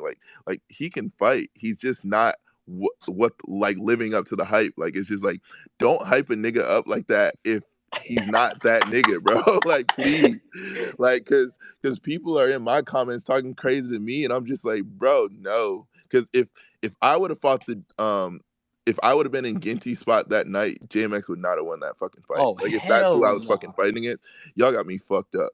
Like, Yo, hell no. and so I really want to like, and I can't wait for this Misfits card for people to see how I actually fight. But it's just so funny that they use like my fight against Armed Carleon. When I got 2 months of boxing in, I'd literally been training for 2 months, and then my last fight I had a 2 day notice. So it's just like this fight is my first fight with a proper camp, and yes, it's hopefully all those fucking I don't know trolls are gonna get to see how I really fight. Minikon, dude. You know, I've heard that you said you made a really fat bag this year from 3 fights. You know, it's insane to think about. It's your first year fighting, and you're making a really fat bag this year. That's so crazy, bro. How this whole like scene is working out. You know. Yeah, it's dope. I mean, it's I the question that they're asking was next year, and yeah, I have made good money this year. Yeah, but I Hell told them my prediction of what I thought I was gonna make or what I think I was gonna make next year, and yeah, I mean, I don't know. I can't say too much on it under contract. But yeah, he just caught me. He caught me at a fucking time when I was drunk, and then I was just like, "Fuck it, you can release the video." So yeah, because I don't like to talk about money ever. But yeah. Yo, Yeah. Minikon, you're a fucking G to me, bro. Because when I hit you up to predict my fight, you got it to the fucking T, bro. Early Hey, round man. two. Hey, appreciate that. I You're know fucking boxing a sick. little bit. I'm not the best, but it's like I can look at people and really I feel like analyze them and see just from what I've been watching. Yeah, you can tell. You can tell you care about this sport a lot. You know, like right off the bat. Oh yeah, bro. It's like it's love. Like it was so funny because when I would get interviewed leading up to my other fights, and they would see boxing playing on my TV, they're like, "He's only doing that for the interview." Blah blah. I was like, no, nonstop. There's fucking people fighting on my motherfucking screens. Every screen in my room, nigga. I got a lot of them, and it's like it's always boxing on that bitch, you know. So it's just like I'm anything that I do, I try to dive into a culture, like indulge myself. Like I was in the anime culture for a minute and I was a noob in anime. I hadn't been watching anime all my life. So I started fucking watching the fuck out of anime. Now I'm in Yeah, bro. boxing. So it's like now I'm watching the fuck out of boxing. I'm trying to learn everything. I'm trying to learn the lingo and everything. Like I love this shit right now. Dude, that's the thing. Because for me, like, realistically, with boxing, that's another example, or like any sport, we realistically start in late. So to me, like, when I'm in the gym, right, like, and there's around me, there's all these like real boxers. They've been doing it since they was literal like kids. They came out the womb with a pair of gloves on. Like, I'm like, bro, I got catch up work to do. So Yep. everything I do is boxing, bro. Like Mm-hmm. every waking second that I have that if I'm not making a video about boxing, I'm watching boxing and sparring boxing, training, but like everything that I do, you know what I mean? Like I feel that, bro. You want to Yeah. learn everything that you can because you gotta catch up, and you are too. Oh yeah, appreciate that. Yeah, like bro, it's literally like we're blessed, or I mean, I know I can speak for myself. It's like I'm blessed to be able to like I'm one of the few people in that gym that I don't have to go work a 9 to 5 because this is my job already. Again, So Yeah, it's just like so hey, it's you like I guys. know that we have that advantage, so I'm gonna take advantage. I'm taking full advantage of like I know that I can already progress and get better faster than most people in that gym just because of that simple fact of all my time can dedicate into boxing. Like I don't have to worry about a fucking girlfriend. I don't have to worry about a job. I don't have to worry about money right now or nothing. bro. It's just all I'm worried about is boxing. Bro, the first thing that you said there too, not only the 9 to 5, but the other thing. I'm not trying to say anything. This is like any fighters that are listening to this, bro. I'm gonna just keep it real with you, bro. If you got a girl right now, ooh, it's not looking good for you. Like as a fighter, I'm Yeah. just saying, like, Hey, invite Austin Sprint to the speaker. I did. I oh sent him hell an yeah, invite. Yo, Oh, what's okay. up, guys? But keep on talking, Fox. Or nah, do bro. Ron. It's like, Anthony Taylor and Pretty Boy joint was good. What's oh up, hell Daniel? yeah, nah, bro. It's like if you got especially like in my gym, I've already seen it. There are guys in there who, when I joined the gym, they better than me, right? Like they was way better than me. They was whipping my ass in sparring. And then, in the past like 8 months where I've really been taking it seriously, every day training, 4 times a day, sparring every day, people that are better than me, they've been in the gym, like messaging their girlfriend, making sure that she's happy, leaving the gym early to go see her. So I'm like, bro, you kind of have to pick if you really want to be a serious fighter. Like if you're just there to stay in shape, cool. But if you want to Facts. be a legitimate fighter, bro, and you really, really, really want to be good and you want to be something in this sport, you gotta pick: are you a lover or a fighter? Because it's really one or Facts, the other. bro.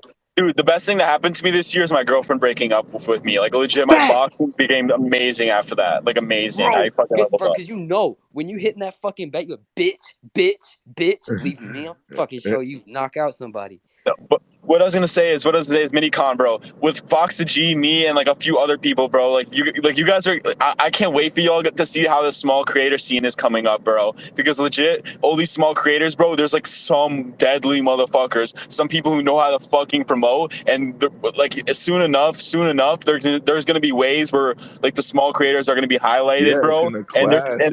It's gonna go into oh it yeah, because the thing is that what y'all don't understand and what a lot of people don't understand is like, in in this space, it's like you can get 1 million followers overnight, bro. Like on TikTok, I got my first 100K in 2 days. My first like by the second week, I already had 200K. So it's like it took me I think 6 months to get to 1 million followers. So it's just like shit can change overnight. oh yeah. All you got to do is fucking work for it. So it's just like as soon as you get that following behind you, yeah, literally, it's like you'll go from fighting a smaller creator or being considered a smaller creator to where it's just like you're a contender for fighting fucking KSI or Jake Paul.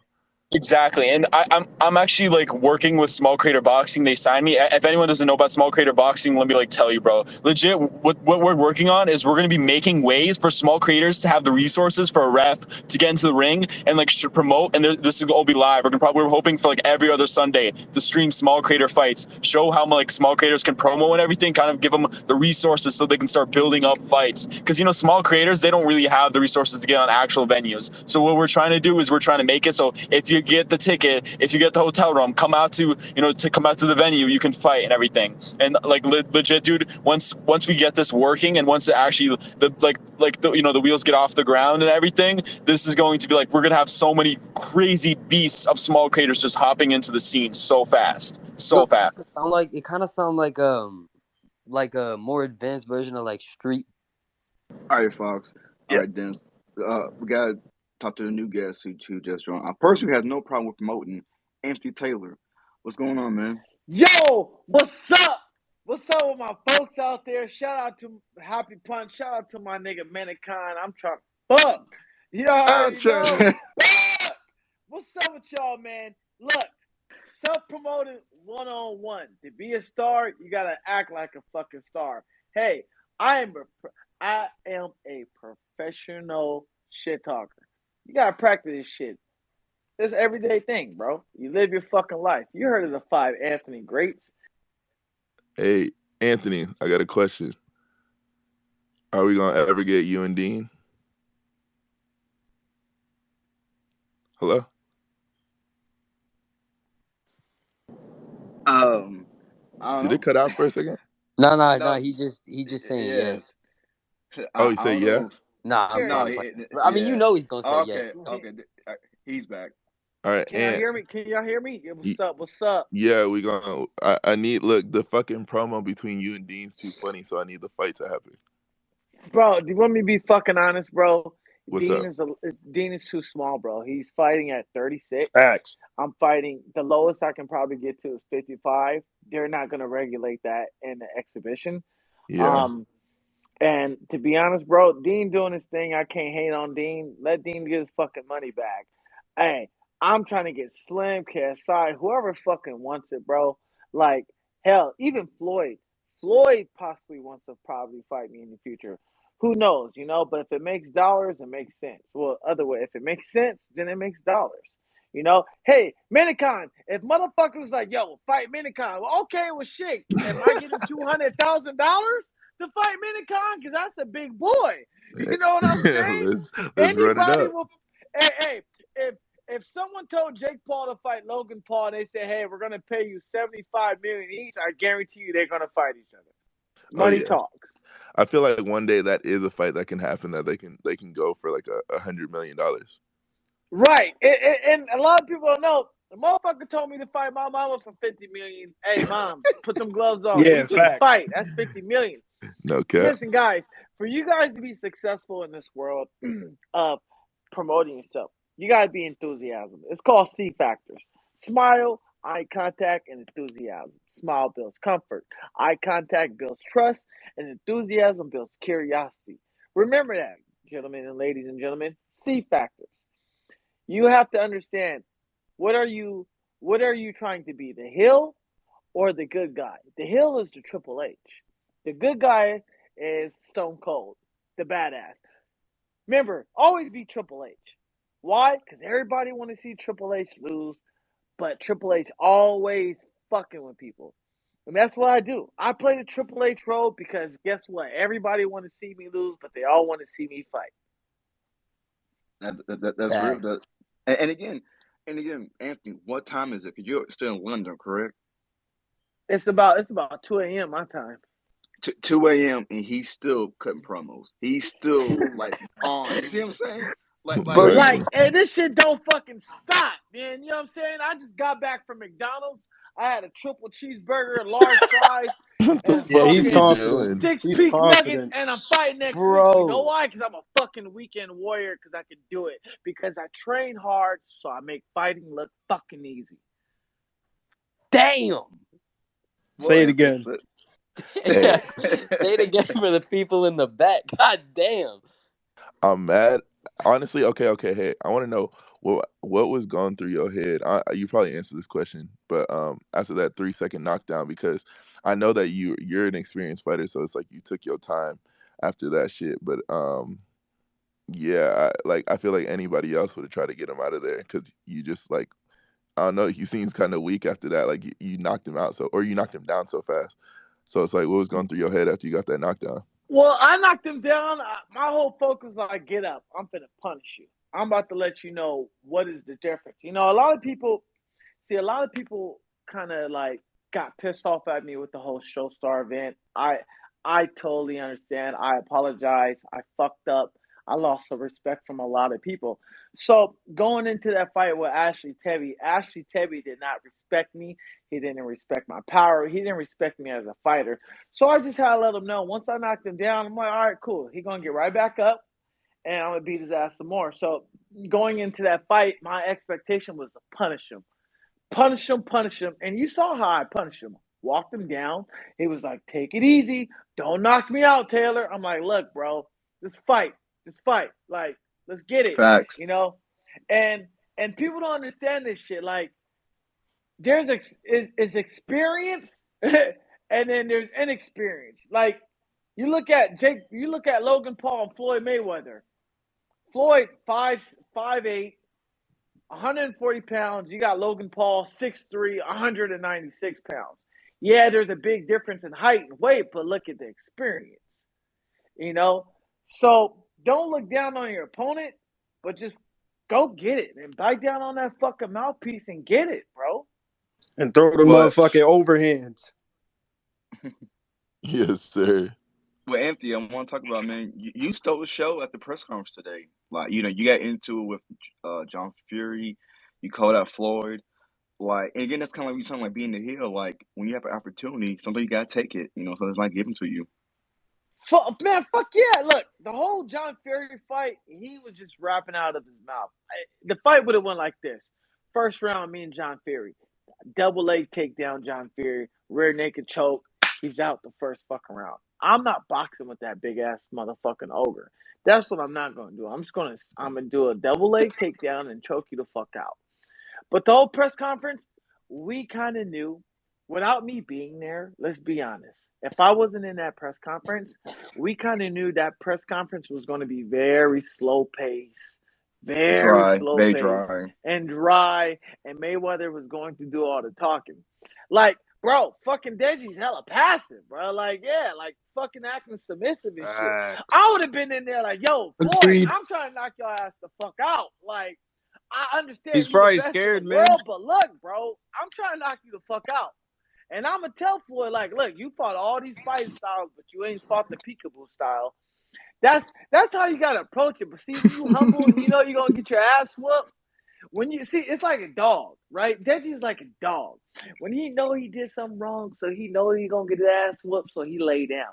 Me, I know I'm going to get my ass whooped by Floyd. But I'm telling you right now, I'm coming to get it. You better knock me out the first round because I'm coming with full intention. Yeah, you might. I'm just being honest. Like, you pay all this money, all these people's paying all this money to watch Floyd fight, but then you want to fucking lay down and be passive aggressive. Like, fuck that. If you gonna knock me out in the second round, just know I'm going all the fuck out and I'm gonna promote the fight. A lot of these fighters, I knew Tommy wasn't gonna do shit because his daddy talks for him.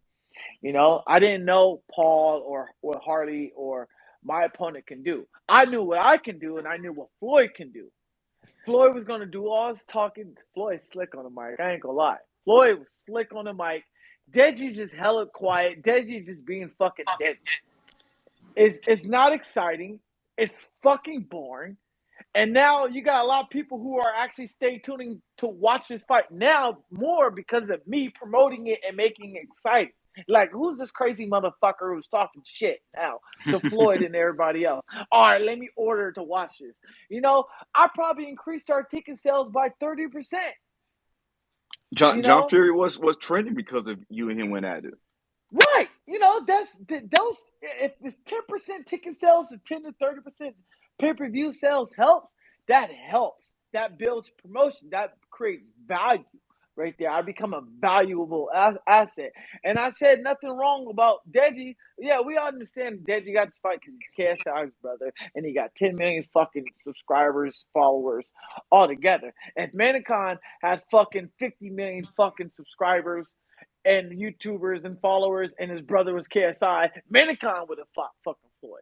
You know what I'm saying? So this is the power of is not what you know, it's who you know in the sport of boxing.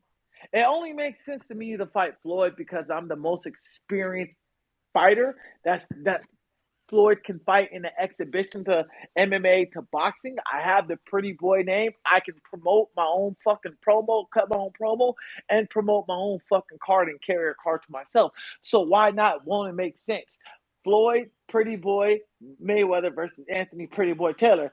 And we look at that, hey, Floyd's the old money. I'm new money, baby. So it's how we look at it. And I knew that everybody Global Titans knew that what was fuck was gonna happen.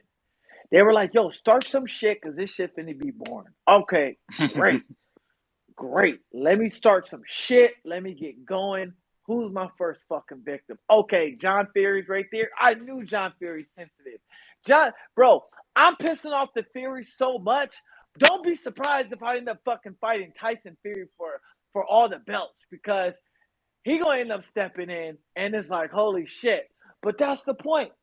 You gotta pick and choose your battles when you're dealing with these promotions and who you know when to go after. I didn't do too much on the Misfits fight because we've already seen to pick the battles with Slim and Ryan, you know. But Yeah. it's all how you look at it, you know. Who knows what happens for Misfits 4? I can't really speak on it because I got this fight. Like I said, when I fought on Misfits, the last Misfits card, I never really spoke on Global Titans due to out of respect that, hey, you know, I want to focus all my energy into Misfits 2 instead of Global Titans. Because I could have been like, hey guys, yeah, I'm fighting Ashley Tebby, but I'm also fighting Jack Fincham. Y'all didn't hear me promote Global Titans until after Ashley Tebby. So just Yeah. want to let you guys know there is a possibility that I'm fighting in January, but there is a possibility that I'm also fighting in fucking November. You know what I'm Bro, saying? this man is So a I'm just gonna monster. tell y'all there are possibilities. I'm looking forward to seeing Minikon fight. I'm fucking excited for that. I'm fucking excited for it because the guy went in there and beat up fucking Swaggy P. Hey, On 2 days' soft note. notice. On a 2 days notice, guess what? For everybody who don't fucking know, I got offered the Swaggy P fight, and I say yes, but CSAC said no because of my height difference and the weight difference. And they hit up Minikon. But I'm fucking excited to watch Minikon. I Thank want to you, see thank you. King Kenny and DK and Dean Dean, versus Sharks. yep, Sharks. I'm fucking excited. My favorite fight tonight is Minikon because Minikon's improving and he's becoming a threat. And Minikon, you need to slow the fuck down because a lot of these heavyweights motherfuckers ain't gonna want to fight you, bro. I'm just Hey, being honest. hey, man. You're gonna Hey, fuck man. around I having just to have to fight. look. I have to get the respect, and that's all I'm. Yeah, I'm not yeah, saying but you're all I'm going. fighting All for. I'm saying is you're going to end up fucking around, going over to Jake Paul's side, and it's not like I'm not saying you fighting Jake Paul, meaning, hey, Minikon, welcome to Showtime. Now you got to fight pro boxers. You know what Hey, I'm saying? hey, It's like if the Well, it's hold money's too on. right, good. if that, Anthony, if you like Minicon right around Showstar, Minicon say he wanted the Francis Ngannou fight. So I'm just putting it out there. Minicon wanted to fight I mean, look, Francis. hey, look, bro, you never know what the fuck happened. I and the as thing long is, I still want it too. And like right, as it's long as crazy because when I said it then, honestly, I just said it, right? But now that I'm like, I'm not saying that like, oh, I'm guaranteed that I'll beat Francis. No, but I'm just saying like it's the more and more I train, the more and more I'm seeing how this game is going, the more and more likely that I'm seeing that fight can happen in a year. Anything's possible, bro. right. Yeah, Anything. Go You're get you're that shit. manifesting it, bro. Look, it can fucking happen. I can see you fighting Ngannou right now. yeah, Ngannou ain't no fucking boxer, bro. Like yeah. if He's not this a was boxer. MMA, I'd be like, hey, Minikon, bro, Oh like you fuck might want to no. reconsider this. You feel me? It's MMA, but like, bro, you gotta punch your chance. It's the same thing if people say, hey, how would Y'all you sleeping feel? on that man's What would you striking. do to Hold up. Floyd? I'm gonna tell y'all straight up. I'm gonna knock Floyd the fuck out. Like He fought every fucking body, and not one style he hasn't fought was the peekaboo style. What fighter has boxed Floyd with the peekaboo? I'm gonna tell you straight up, I'm coming to knock Floyd the fuck out. Of course, Eugene I'm gonna fucking win. Augustus. Yeah, he beat up 50 people, but he didn't beat me up. You know what I'm saying? You want to have that fucking confidence. And Minikon having that confidence of saying, hey, I want to fight. And Galo, well, fuck it. Yeah, whatever. If you want to call it a warm-up fight before you fight Tyson Fury, it's still a fucking fight, bro. Minikon, do your fucking thing. But you are being warned by somebody who's within the camp of the people I know. You keep beating these YouTubers, you're going to end up getting switched to Showtime, possibly fighting professional boxers like Uriah Hall, Le'Veon Bell. You're going to end up having to switch over to the pro boxing world instead of the influencer world, if you get what I'm saying. So I be get what you're careful saying. who you beating up. I'm But with it's not that. whoever's putting that bag behind me, because I got a family to feed at the end of the day, and I'm not scared of Right, competition. So whoever right. whoever I can walk out there and we fill in the seats and the fans are behind me, because basically I'm doing this shit to create a name and to get respect Look, in the perfect game. name for you. Perfect name for you. Two fucking names, but you could build it right there. Fucking fight JMX. They offered me to fight Oh JMX, yeah, but it's like JMX's weight. He's JMX doesn't want to 6'4". fight. You know how many people has told JMX to fight me? Even fucking what's his name? Damn. Chase. Keem. No, Keem went. Oh, I think Keem asked JMX, and JMX said he didn't want to fight me. The first time I ever came in a Happy Punch live, he said that he asked JMX to fight me. So it's Well, just like well, JMX is well. gonna have to Eventually, fight me once I go down to cruiserweight. right. So then, how you fucking look at it is like, hey, you gotta say, start throwing your name in the hat of fucking Jake Paul. I mean, Uh, not Jake Paul, but Logan Paul. yeah, Hey, I I mean want to fight Logan Paul. If you want to fight Logan Paul, fight me, JMX. exactly. Because when they see you, you are a formidable opponent. You are a threat. You're a big fucking dude. You know what Yeah. I'm saying? You're athletic and you're black, bro. So that also creates all that controversy in that motherfucking way. But you gotta take advantage of this shit. You gotta start calling these motherfuckers out, but overall, manifesting this shit, bro. Yeah. Because at the end of the fucking day, no one don't give a fuck about you besides you and your family. Exactly. Exactly. Go Yeah. for it. Yeah. Whoop I'm this going dude's for it. I'm ass. going for it. Whoop this dude's ass. You're on the zone. You have the platform. Whoop this dude's ass and call out Francis Ngannou. Yeah, I'm gonna call out Call him out. Francis, Fuck it. Call Logan. out Francis. No. Don't even do Logan. Logan's the top goal. Because Logan, you want to work your way up to Logan. To get to Logan, call out JMX. Hey, JMX, stop being a bitch and fight me. I was offered a JMX fight, but that's at 195. I'm like, hey, I physically can't get up to 195 physically. I can't do it. You know what I'm saying? Yeah, Like, show me the money, I'll gain the weight and look fat in the fight. But I physically couldn't get up to 195. I weighed in at 182, and that's me eating every single fucking day when I fought Ashley Tebby. So, Minikon, I'm excited for your fight. thank I'm you. gonna I'm be excited there. for yours too. I, I'm gonna watch it. Absolutely, brother. I'm gonna be at your fight. I might be fighting on your card. I might be watching, but I can't tell y'all what's going down. So I'm Jeez. looking forward to all you guys fight. Look, man, you need to come train with me, Minikon. I'm giving you an invitation to my fucking gym. You can start training with Rampage Jackson. He can be a sparring partner. We got all types of guys. In what You're state? welcome. We in California, baby. Oh yeah, yeah. I'll pull up. I'll pull up. Absolutely. Right after our fights. Yeah. I'm literally like I'm staying in Texas for probably like 3 days, and then yeah, I'm gonna go to Cali. I'm gonna go to the UK. I'm gonna go to like London and shit like that. So yeah, I'm going Okay. everywhere. So And every fucking body who's in this space right now who wants to learn how to box, let me give you guys some advice about this, right? If you're gonna fucking box, do it and enjoy it. Don't do it because you have to fucking do it. Do it because you want to learn. Learn with the intent to say, hey, I want to get better as a fighter and as a person overall. There's no expectation when you're learning boxing. I'm not expecting you to be a fucking world champion all because you learned boxing in 6 months. I'm not expecting you to be the biggest, baddest motherfucker. If you guys want to do boxing, do it, have fun, enjoy yourself, learn the basic techniques. There's no rush in this, bro. You know, you Learning how to box, there's no end to learning how to box. You will always forever learn new things as you get older. Floyd's learned new things as he's gotten older in his career. He learned, okay, I need to stop taking less hits. I need to stop getting hit more and start having a better defense. Learn the craft, get better, but most of all, guys, have fun.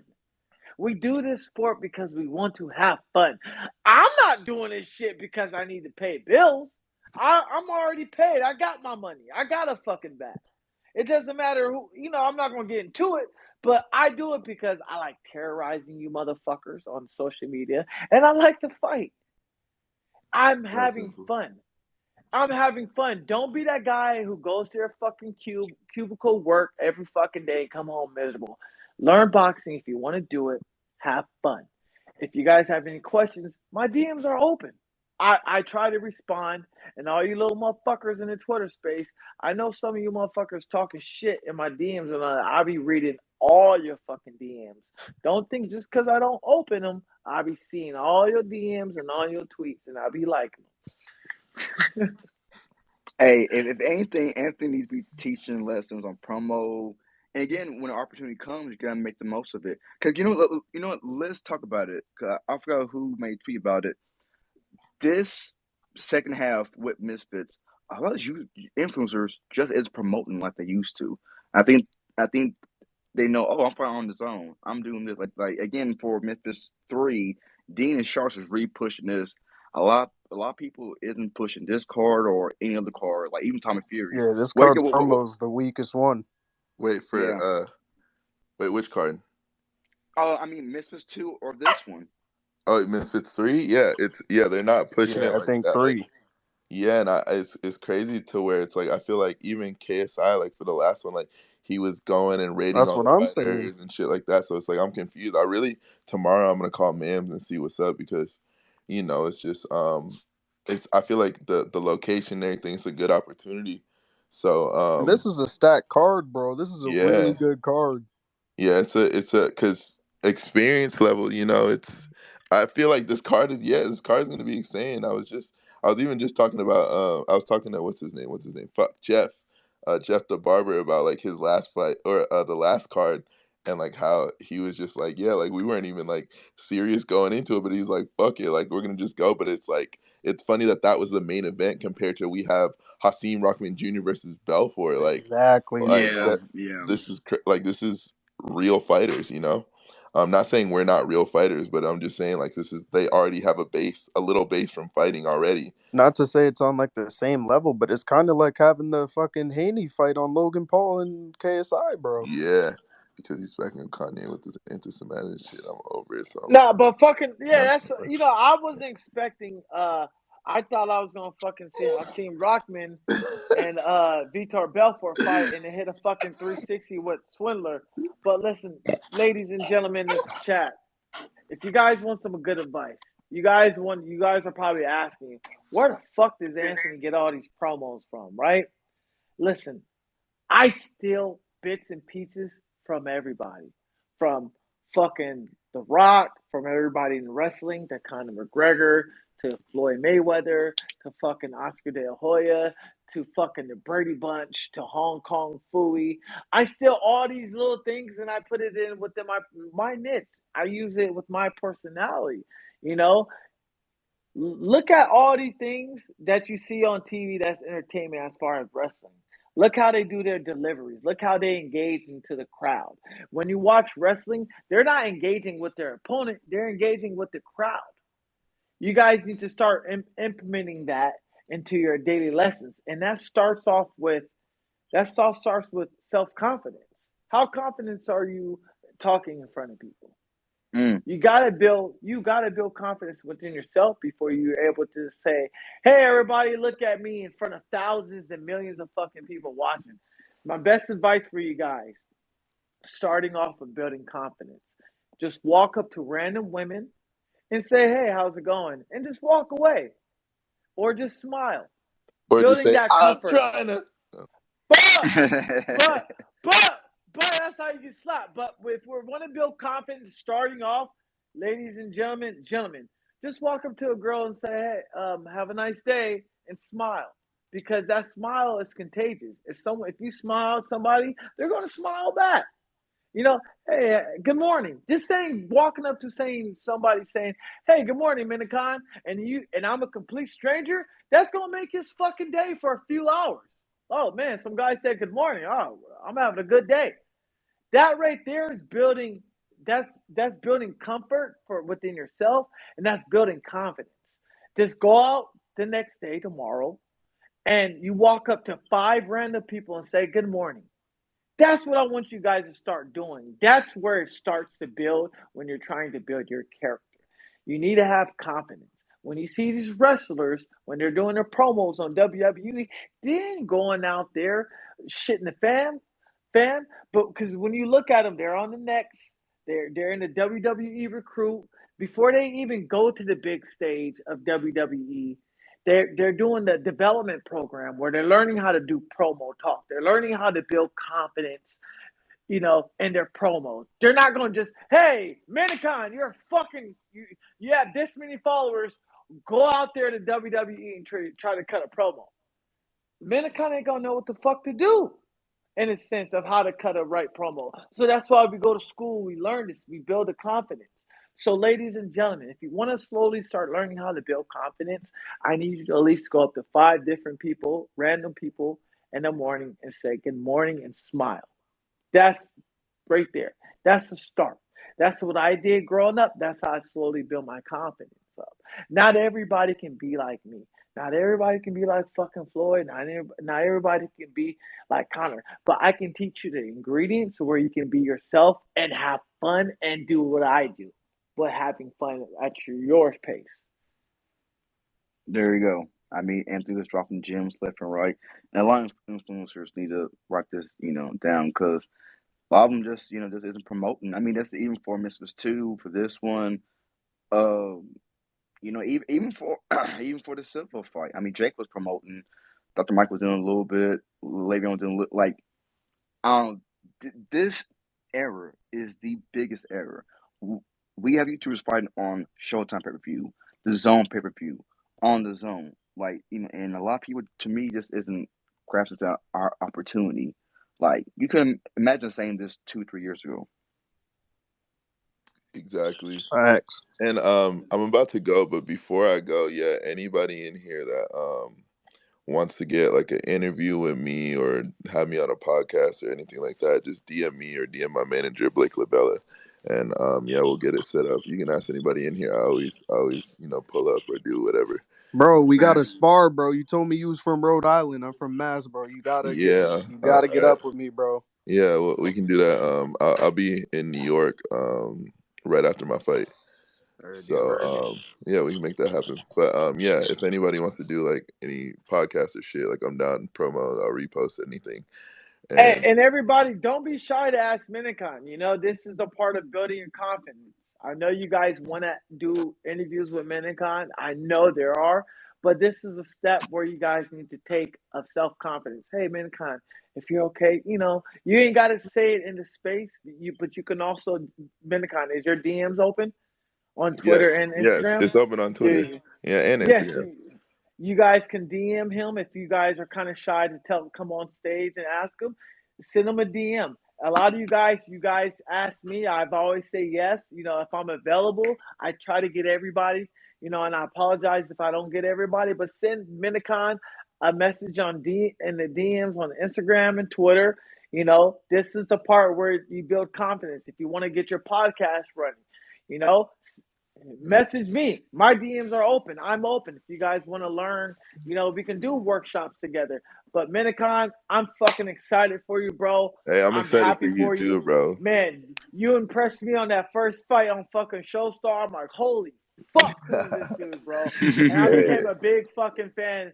And oh yeah, by the way, that was me that FaceTimed you that one day when you was like, who is this? That oh, was actually me. why didn't you tell That me was who you me. were? Bro, I'm sorry. I got so fucking caught up. Bro, man. Yeah, that was me, bro. I got like 3 FaceTimes back to back, and then like I got a FaceTime like of a group FaceTime. I was like, who the fuck? And like, Yeah, bro, the I group got one like wasn't me. The group one Okay, wasn't because me. yeah, I don't know. I don't answer unknown numbers at all. Because yeah, I specifically. got you. But remember, mine is 510. 510 Okay, area code. 510. Hey, Okay. and whoever fucking said, hey, when they broke up with their girl, they became a better fighter. Look, I'm going to give y'all that story. My girlfriend, I'm going to tell you the fucking exact story. My girlfriend broke up with me 5 minutes before my fight with Ashley Tevye, right? I'm fucking crying on my coach's fucking arms, bawling out in his fucking arms. Like, she broke up with me. I'm tears coming down my fucking eyes. The zone barges in, and we're going live in 3, 2, 1. I'm turning around, wiping my fucking tears, and say, "So, Mr. Taylor, how do you feel about this fight?" I'm like, "Man, I feel great." You know what I'm saying? Hey, once my girl broke on me, man, a hand. I felt like a hand just lifted off me, and I just went out there and performed. So look, not everybody. I'm saying I'm not advocating or promoting saying, "Hey guys, break up with your girl because it's gonna make you a better fighter." I'm just saying, look, hey, no new friends, no new. Yo. Enjoy yourself, love yourself, love your wife, love your mom, love your friends, love your kids. Have fun with this game, bro. Because remember, not everything lasts forever. This Facts. influencer might last. This influencer might last for another fucking year, then it's gone. And now, Yep. guess what? UFC's now right back on top. Fuck that. This So shit's going enjoy forever, this bro. moment while you can, bro. Hey, a lot of people's asking me, am I planning on going back to MMA? Absolutely, I'm planning on going back to MMA next year. But you know what I'm saying? It's just gonna happen. It's time for me to go back to MMA. I see it.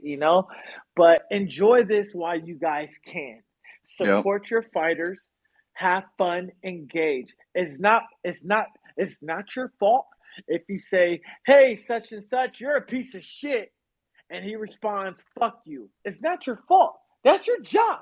If you want to be a professional troll, be good at being a fucking professional troll. You know Yeah. what I'm saying? Your job as a professional troll and talk shit is to get a reaction from those guys. Jake Paul Facts. doesn't give you a reaction. Conor McGregor doesn't give you an action. Floyd Mayweather doesn't give you a reaction. Have fun. Enjoy the Twitter space. Minikon, I love you guys. I'm about to get off. Man, good luck. I'm looking forward to seeing you and competing with you guys on that card if I fight. Hint, hint. But man, I'm excited. Happy punch. Thank you guys. Fight Lounge. Thank you guys. Without you guys, we would have never gone fucking viral and shit. You know what I'm saying? No That's cap, no real. cap, no cap. Love all of Absolutely. y'all. Love Also, you, I'm brother. absolutely, and I'll be dropping an episode 2 training video of my upcoming fight with Jack Fincham tomorrow. I want you guys to stay tuned. I want every fucking body in this room, and you let everybody know, and you ping them in to follow Fight Lounge, follow Happy Punch, follow Minikon. Because if you ain't following, you ain't hollowing.